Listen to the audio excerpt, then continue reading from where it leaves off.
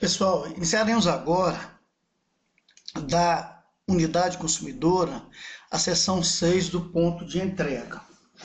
Eu vou ler tudo primeiramente, depois eu vou fazer umas menção dos quesitos que achamos importante, que isso aí é muito frisado em normas de distribuidoras e creio que possa ser alguma questão de prova. Vamos lá. Artigo 14. O artigo 14 está o seguinte: o ponto de entrega é a conexão do sistema elétrico da distribuidora com a unidade consumidora. Situa-se no limite da via pública com a propriedade onde esteja localizado a unidade consumidora, exceto quando. Vamos fazer exceções aqui. Existir propriedade de terceiros em área urbana entre a via pública e a propriedade onde esteja localizada a unidade consumidora.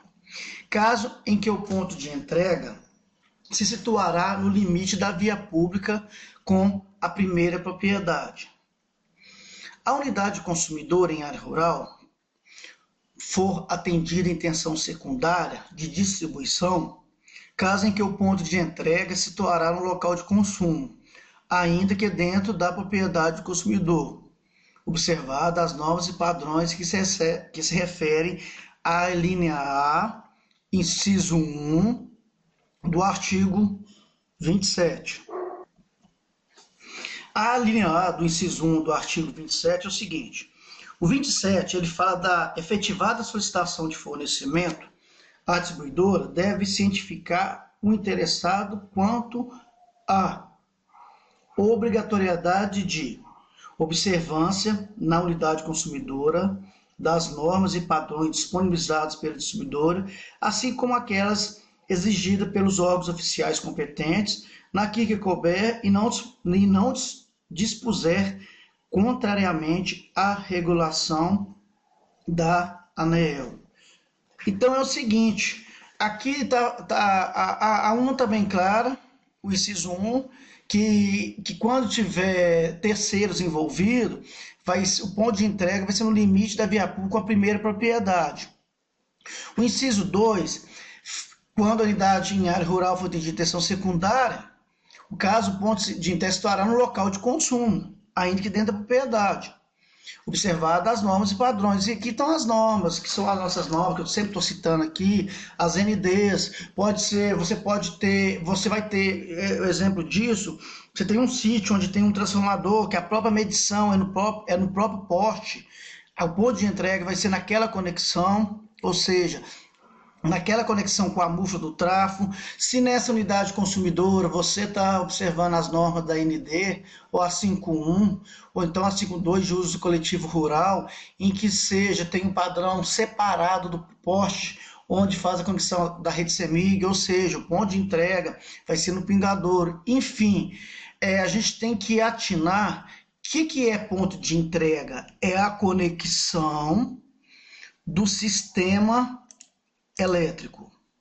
É a conexão do sistema elétrico da distribuidora com a unidade consumidora.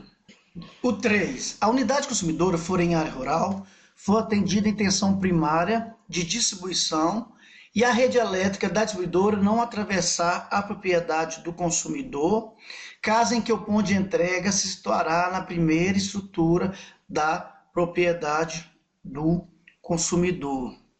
Então é o seguinte, sempre está fazendo menção, porque a distribuidora ela quer que esse ponto de entrega, na verdade, seja o mais próximo possível, até na divisa física mesmo, devido aos ativos também.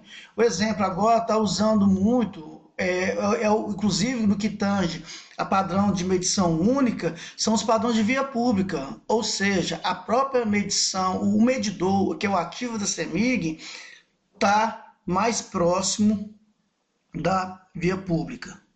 O 4. A unidade consumidora em área rural for atendida em intenção primária de distribuição e a rede elétrica distribuidora atravessar a propriedade do consumidor, caso em que o ponto de entrega se situará na primeira estrutura de derivação da rede nessa propriedade. Diante disso, nota-se no inciso 3 e no 4, indiferente de atravessar a propriedade do consumidor ou não, o ponto de entrega situará na primeira estrutura de derivação da rede dessa propriedade. 5. Trata-se de rede de propriedade consumidor com ato autorizativo do poder concedente, caso em que o ponto de entrega se situará na primeira estrutura dessa rede. Trata-se de condomínio horizontal, onde a rede elétrica interna não seja de propriedade da distribuidora, caso em que o ponto de entrega se situará no limite da via pública com o condomínio horizontal. Isso aí, exemplo disso, são esses condomínios aí de prédio, enfim, de casa, em que a redistribuição lá não seja da distribuidora. Então, o ponto de entrega se situará no limite da via pública com o condomínio horizontal. Saliento novamente, sempre está fazendo menção à divisa pública, da via pública, com a parte limítrofe do imóvel, digamos assim. O 7. Trata-se de condomínio horizontal onde a rede elétrica interna seja de propriedade distribuidora, caso em que o ponto de entrega se situará no limite da via interna com a propriedade onde esteja localizada a unidade consumidora. Isso aí já é distinto do inciso 6, porque a rede elétrica agora é de propriedade distribuidora, como condomínios que eu havia falado, de prédio, de casa, ou próprio condomínio de galpões, condomínios industriais. Aqui a rede elétrica já é de propriedade distribuidora.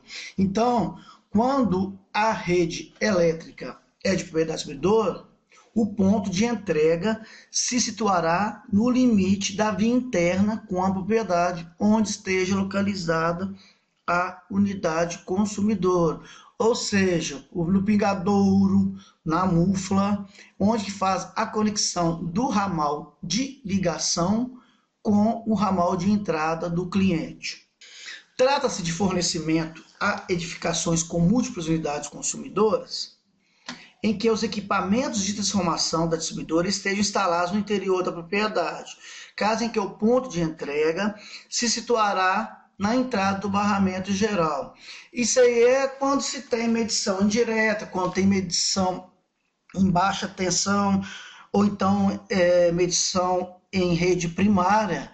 Inclusive no contrato de conexão, lá deixa bem claro, isso eu estou falando para os clientes livres, que o ponto de entrega estão lá no barramento dos TIs.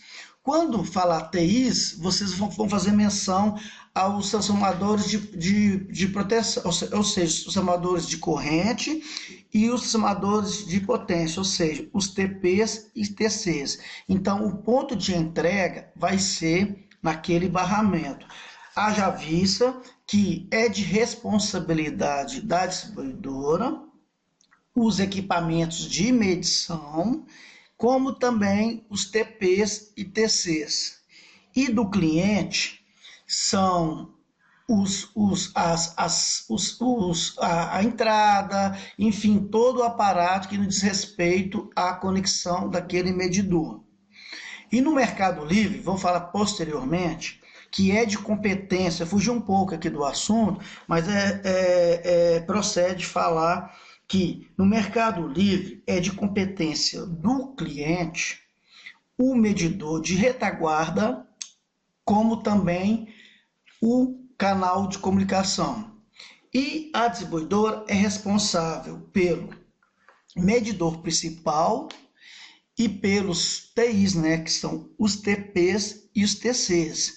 E no contrato de conexão está bem claro que o ponto de entrega é nesse barramento como tal. O 9. Tratar-se de ativos de iluminação pública pertencente ao poder público municipal, caso em que o ponto de entrega se situará na conexão da rede elétrica da distribuidora com instalações elétricas de iluminação. Vale lembrar, gente, que a gente está falando de pontos de entrega, então não vão entrar muito a miúde quanto à iluminação pública.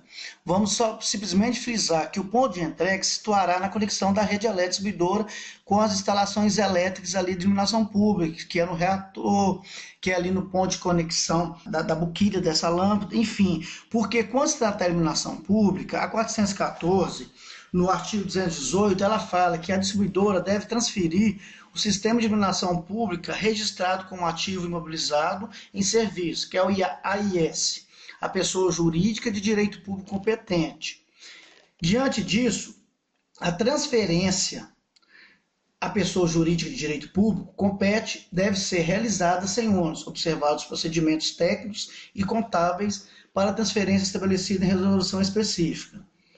Até que as instalações de iluminação pública sejam transferidas, deve ser observar as seguintes condições. O ponto de entrega situará no bulbo da lâmpada, ou seja, até que as instalações de iluminação pública sejam transferidas, devem ser observadas as seguintes condições. O ponto de entrega situará no bulbo da lâmpada.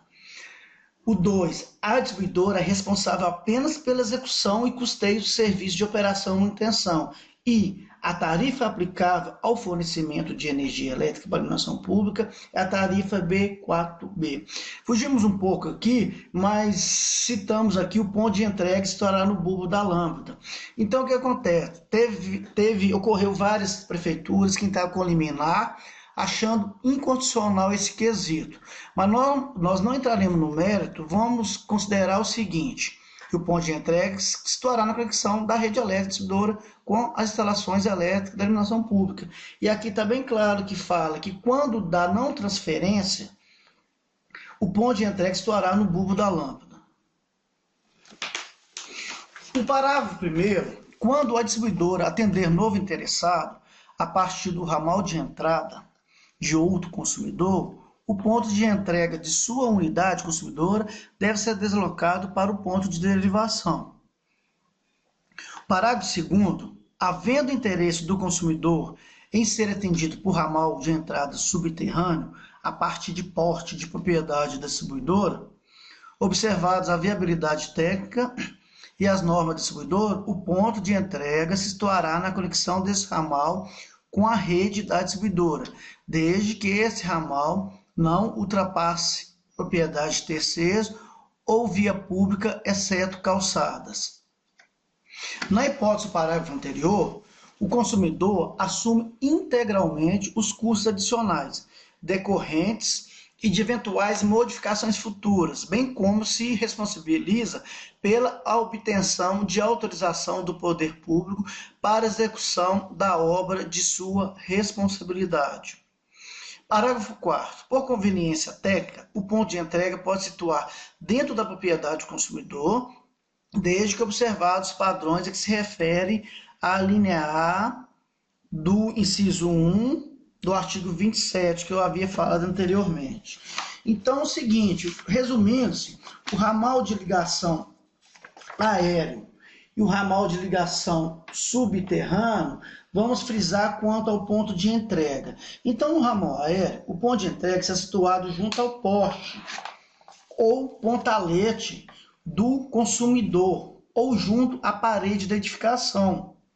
É representado pela conexão entre os condutores do ramal de entrada, embutido, e do ramal de ligação aéreo pingadouro. E o ramal de ligação subterrâneo, neste caso, o ponto de entrega está situado na caixa de expensão, instalada pelo consumidor no passeio público, junto à divisa da propriedade, e é representado pela conexão entre os condutores dos ramais de entrada e a ligação do subterrâneo. Então, é o seguinte, o aéreo, o ponto de entrega vai ser ali no pingadouro, no ramal embutido, no ramal aéreo, ou seja, os condutores do ramal de entrada embutido do ramal de ligação aéreo pingador. E o subterrâneo vai ser na caixa, aquela caixa que está bem clara nas NDs da CEMIG, quanto na ND 5.1, quanto na 5.2, que são as caixas de derivações, que são as caixas usuais, é a ZB e a ZC. Depende dos cabos, né, ou da carga que será contratada junto à distribuidora. E o ramal de entrada subterrâneo. Devido à ausência do ramal de ligação subterrâneo, o ponto de entrega localiza-se na estrutura da rede de derivação da CEMIG, representado pela conexão entre os condutores desse ramal e os condutores da rede secundária. Quanto ao artigo 15, a distribuidora deve adotar todas as providências com vistas a viabilizar o fornecimento, operar e manter o seu sistema elétrico até o ponto de entrega, caracterizado como limite de sua responsabilidade, observada as condições estabelecidas na legislação e regulamentos aplicáveis, ou seja, é de competência da distribuidora o sistema elétrico até o ponto de entrega. Aí nesse artigo, o parágrafo único reza o seguinte: o consumidor titular de unidade de consumidor do grupo A é responsável pelas instalações necessárias ao abaixamento de tensão, transporte de energia e proteção dos sistemas além do ponto de entrega. Então, o que acontece? O cliente que é do grupo A, que é a intenção primária, ele é responsável pela instalação das necessárias ao abaixamento de tensão, ou seja, ele é responsável pela subestação, pela CEMIG, a ND 5.3, que reza essas normas atinentes à construção da subestação, tanto posto 1 quanto posto 2, 5, ou seja, que são subestações que existe alvenaria, subestações abrigadas, né, que normalmente são usadas pelos eletricistas. Então é o seguinte, a CEMIG vai ter competência quanto à medição, quando o cliente é cativo, e os TIs, que são os TPs e os TCs, e é caracterizado o ponto de entrega nesses barramentos, ok? Falarei rapidamente da seção 7 da subestação compartilhada, que reza no artigo 16, o fornecimento de energia elétrica a mais de uma unidade consumidora do grupo A pode ser efetuado por meio de subestação compartilhada, desde que atendidos os requisitos técnicos da distribuidora e observadas as seguintes condições. As unidades consumidoras devem estar localizadas em uma mesma área, uma mesma propriedade ou em propriedades contíguas, sendo vedada a utilização de vias públicas, de passagem aérea ou subterrânea de propriedade de terceiros não envolvido no referido compartilhamento. E a existência de prévio acordo entre os consumidores participantes do compartilhamento, devendo ser aditivado, no caso de adesão, de outras unidades consumidoras, além daquelas inicialmente pactuadas. O negócio é o seguinte, isso aí é um uso coletivo, cada um vai ter a sua medição. Isso é muito usado em shopping centers, ou seja, cada um tem o ponto de entrega, né, que é único, tem aquele ramal, o ramal de ligação, vai ter o ponto de entrega, onde que existe a conexão com o sistema CEMIG, e ali vai ter aquele ponto de derivação para as respectivas unidades consumidoras, que normalmente agora são usuais as subestações blindadas. Então é o seguinte, se for olhar mais a miúde, vocês podem olhar na 5.3, mas é relevante falar o seguinte, que o inciso 1 e o 2 está bem claro que devem estarem, né, em uma mesma propriedade ou propriedades contíguas, propriedades que sejam um condomínio, tanto horizontal quanto na vertical, e tem que ter aquela existência do prévio acordo, consumidores participantes desse compartilhamento. Enfim, ali pode ter uma medição exclusiva para a parte de condomínio, enfim, isso aí tem todo um acordo operacional quando da construção, da aprovação do projeto, da vistoria, e se a gente vai falar mais posteriormente. Mas resumindo é o seguinte, o ponto de entrega da subestação compartilhada vai ser naquele ramão onde existe a conexão para as demais, para a subestação compartilhada, E a partir desse ponto de entrega, a derivações das subestações compartilhadas, o qual tem a sua respectiva medição.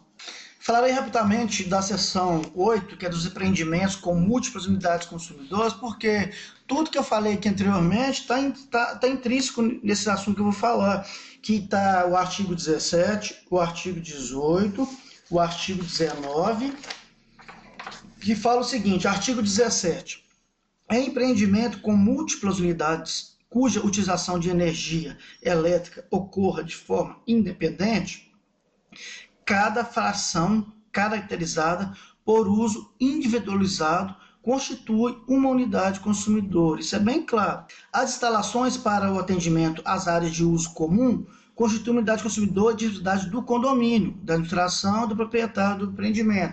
É o que eu já havia falado anteriormente. Vai ter uma medição específica para cada consumidor e a parte que é do uso coletivo vai ser a parte do condomínio, da administração, do proprietário do empreendimento.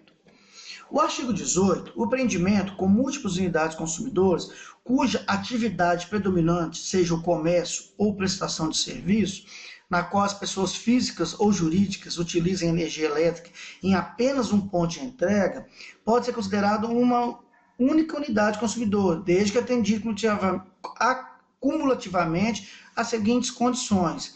É aquilo que vai ter uma medição única, que a propriedade de todos os compartimentos do imóvel, prédio, conjunto de edificações, seja apenas de uma pessoa física ou jurídica, que a organização regularmente instituída se responsabilize pela prestação de serviços comuns e seus integrantes, que o valor da fatura relativa ao fornecimento, conexão e uso do sistema seja rateado entre todos os integrantes em qualquer acréscimo. Cabe à organização manifestar-se por escrito sobre a opção pelo fornecimento de energia elétrica nessas condições previstas nesse artigo. É aquilo, a diferença é o seguinte, o 17 e o 18 é uso coletivo, só que tem que o 17, cada um vai ter sua medição independente, que é o ideal, que é o mais usual. É raro você ver o atendimento tipo artigo 18, que são múltiplas unidades consumidoras e uma medição única. Caso isso exista, eles estão se adequando para que possa ser atendido por medição individualizada.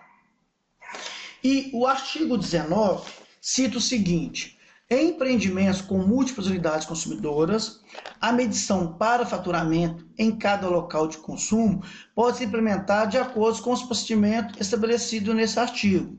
A distribuidora deve instalar medição totalizadora para faturamento entre o ponto de entrega e a entrada do barramento geral.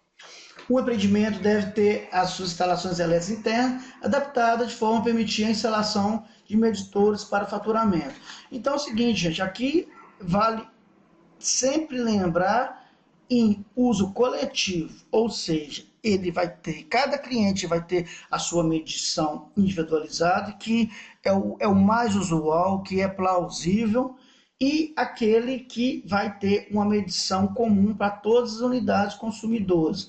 Ou seja, e dentro desse aí, que tem uma unidade única, fala o seguinte, que a propriedade de todos os compartimentos do imóvel, prédio, conjunto de edificações, seja apenas de uma pessoa física ou jurídica. Gente, na prática, mesmo o cliente, o proprietário, o prédio lá, seja de um único proprietário, se para fins de aluguéis, né, locatícios, vai ter sua medição independente, mas pode existir. Então é o seguinte, medição de uso coletivo, cada um tendo sua divisão individualizada, vai ter que ter uma medição específica para uso comum do condomínio. A outra, uma medição única. O artigo 20 também, que é a seção 9, que é do transporte público por meio de tração elétrica, falarei rapidamente, são unidades consumidoras, prestadores de serviços de transporte público por meio de tração elétrica, podem operar eletricamente interligados, observando que a interligação elétrica condiciona-se observando os requisitos técnicos de segurança, normas, enfim, todos os requisitos, não só de transporte público, atendimento coletivo, atendimento individual, atendimento em baixa tensão, atendimento em malha subterrânea, atendimento em média tensão, atendimento em AT em alta tensão, toda distribuidora tem uma norma a prestar ao cliente, de modo que se faça atendendo o regulatório, no qual vai ter aprovação de projeto, vai ter liberação de carga, vai ter aprovação, a vistoria dessa unidade, enfim, tudo tem uma norma, um regulatório a se seguir. E aqui fala também, somente podem operar de forma interligada as unidades consumidoras que possuem a mesma natureza e contratação individualizada, assim como ser instalado medidores dos pontos de entrega, interligações que permitem o faturamento correspondente à contratação de cada unidade consumidora. Gente, até no transporte público por meio de tração elétrica, vale o seguinte, o que eu sempre está mencionando ponto de entrega e medição, ou seja, a distribuidora quer o seguinte, ela quer medir o que cada cliente está realmente consumindo e a fatura ser atinente àquele cliente, tanto individual e tanto de uso coletivo. Gente, quanto à iluminação pública, que é a seção 10, eu vou ler literalmente os artigos 21, 22, 23, 24, 25 e 26. Creio eu que vai cair alguma questão que diz respeito a isso, porque está aí hoje, né, esse embate quanto à responsabilidade da iluminação, se é do município, né, que está bem claro lá que a distribuidora transfere os ativos a tal município, o qual que vai se responsabilizar pela iluminação pública. Então, como nós estamos falando sobre ponto de entrega, eu vou ler literalmente o que está aqui no regulatório, mas quanto às questões de prova, quando formos resolver questões lá mais adiante, temos a tentar o que está aqui, não o que vocês acham, o que liminares estão assim sendo atendidos através de prefeituras. Exemplo disso, aqui em Betim, atendido, quem é responsável é o município de Betim, eu acho que em Sete Lagoas é a CEMIG, enfim, nós temos que ver o que está realmente no regulatório. Vamos lá, o artigo 21.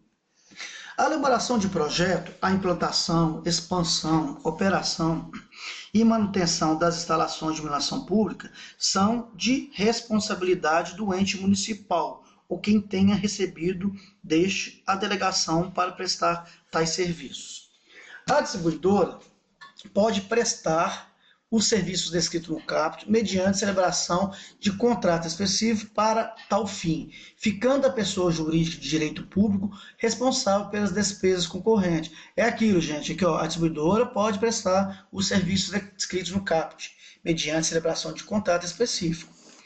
A responsabilidade que trata o caput inclui todos os custos referentes à ampliação de capacidade ou reforma de subestações, alimentadores e linhas já existentes, quando necessárias ao atendimento das instalações de iluminação pública, observando dispostos os parágrafos 1º ao 4º do artigo 43. Esses parágrafos do artigo 43 nada mais é que o artigo 43, que falaremos posteriormente, ele está dentro da seção 10 das obras com participação financeira do consumidor. O caput diz o seguinte: a participação financeira do consumidor é a diferença positiva entre o custo da obra proporcionalizado nos termos do artigo e um cargo de responsabilidade da distribuidora. Na verdade é o seguinte, o consumidor ele vai pagar, ele vai entrar com a participação entre o valor da obra e a diferença do encargo de responsabilidade distribuidora, que é o ERD. Ou seja, se você pega o valor da obra, pega o valor do ERD, que é o encargo da distribuidora, vai subtrair e você vai ter o valor da participação do cliente para o devido atendimento. Aí eles mencionaram aqui quanto à obra, que não diz respeito também à iluminação pública. O artigo 22. No caso de fornecimento efetuado a partir de circuito exclusivo, a distribuidora deve instalar os respectivos equipamentos de medição quando houver conveniência técnica ou solicitação do poder público, que são os medidores respectivos para atendimento como tal. As reclamações formuladas pelo poder público com relação à iluminação pública devem ser analisadas pela agência estadual conveniada ou ainda pela ANEEL, apenas no que concerne às cláusulas contidas no respectivo contrato de fornecimento acordado entre as partes. É aquilo novamente, o que o contrato reza em relação à distribuidora quanto ao município. Para fins de faturamento de energia elétrica destinada à iluminação pública ou à iluminação de vias internas de condomínio, o tempo a ser considerado para o consumo diário deve ser de 11 horas e 52 minutos, ressalvado o caso de logradouros que necessitem de iluminação permanente, em que é tempo de 24 horas por dia do período de fornecimento. Isso aí, gente, realmente é uma decoreba. Se eles quiserem formular alguma pergunta, colocar 11 horas e 53 minutos, ou colocarem que mesmo que onde a iluminação é permanente, vai ser considerado 11 horas e 52 minutos. Enfim, vocês têm que brincar com esse artigo 24, o que possa ser questionado nesse certame. Ou seja, quando tem alguma coisa ligada a número, a horas, iluminação pública é uma coisa que na norma, na 414 pode passar até desapercebido, mas são coisas que se o participante desse concurso, ele deve sempre pegar essas coisas que às vezes passam desapercebidas. O tempo a ser considerado para o consumo diário pode ser diferente do estabelecido no caput, após estudo realizado pelo consumidor e as distribuidoras junto ao Observatório Nacional devidamente aprovado pela ANEEL. Gente, toda a norma aqui, vocês podem ver, sempre nela, não só nessa resolução, na 414, como normas aí de direito, ou que diz a legislação brasileira, sempre tem alguma coisa, alguma lacuna na lei, alguma coisa que existe anuência, um acordo entre as partes. Olha aqui o parágrafo 1º. O tempo a ser considerado para consumo diário pode ser diferente do estabelecido no caput. Então é o seguinte, tudo que existe um acordo e a 414 dá essa liberdade, tem anuência com a distribuidora e o cliente, ou seja, o consumidor, pode ser acordado. Mas vale ressaltar, tudo que isso é atípico do que está expresso deve constar em contrato, pois se fizer jus querer pleitear alguma coisa em juízo, tem como a distribuidora se resguardar. O artigo 25. Para fins de faturamento, a energia elétrica consumida pelos equipamentos auxiliares de iluminação pública deve ser calculada com base nas normas específicas da Associação Brasileira de Normas Técnicas, a ABNT, em dados do fabricante dos equipamentos ou ensaios realizados em laboratórios credenciados por órgão oficial, devendo as condições pactuadas constarem no contrato. É aquilo, tudo deve ser constado em contrato. Artigo 26. Caso sejam instalados equipamentos automáticos de controle de carga que reduzam o consumo de energia elétrica do sistema de iluminação pública, devidamente comprovado e reconhecido por órgão oficial e competente, a distribuidora deve conceder a revisão da estimativa de consumo e considerar a redução proporcionada por tais equipamentos. Aí, se provar que tais equipamentos fará essa redução, aí com certeza também deve ser aditivado o contrato, ou feito um novo contrato, que conste essa cláusula aqui e que considera a redução proporcionada por tais equipamentos. E o parágrafo único desse 26, finalizando a iluminação pública, a implantação do sistema de equipamento automático de controle de carga deve ser precedida de apresentação de projeto técnico específico à distribuidora. Toda e qualquer intervenção no sistema de distribuição da distribuidora tem que ter uma apresentação, um projeto técnico, uma aprovação, uma anuência, um contrato, enfim, tudo que está sendo inserido, está sendo conectado, melhor dizendo, no sistema de distribuição, tem que ter um acordo, um contrato, um operacional, uma norma até específica quanto a este assunto.